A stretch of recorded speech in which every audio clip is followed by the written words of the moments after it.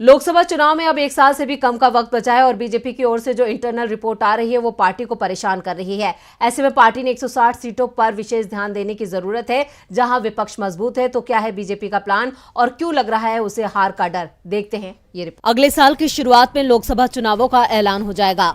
चुनावों को लेकर सत्ता पक्ष और विपक्ष ने तैयारियां तेज कर दी हैं।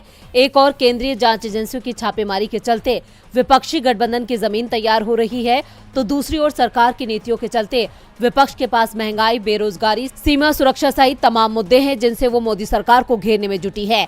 बीजेपी की इंटरनल रिपोर्ट भी बता रही है कि चुनावों में महाराष्ट्र और बिहार में उसे बड़ा झटका लगने वाला है। मध्य प्रदेश और राजस्थान में भी बीजेपी के हाथ से कई सीटें फिसलती दिख रही हैं।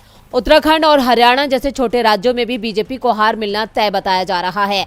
ऐसे में इस नुकसान को पूरा करने के लिए बीजेपी ने 160 सीटों के लिए विशेष रणनीति बनाई है।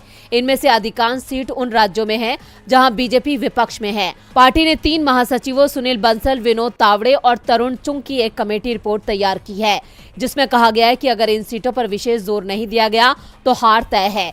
इसके लिए अगले महीने से पीएम मोदी की रैलियों की रणनीति तैयार की है। इन 160 सीटों में 40 हिस्सों में बांटा गया है। एक हिस्से में 4 सीट रखी गई हैं और हर हिस्से में पीएम मोदी की कम से कम एक सभा का कार्यक्रम तय किया जा रहा है। सबसे ज्यादा रैलियां पश्चिम बंगाल, बिहार और महाराष्ट्र में की जाएंगी। कर्नाटक में तो पीएम की रैलियां चल ही रही हैं। विधानसभा चुनावों में अलग से पीएम मोदी की रैलियां होंगी। साफ है बीजेपी ये मानकर चल रही है कि इस बार उसकी सीटें कम होना तय है।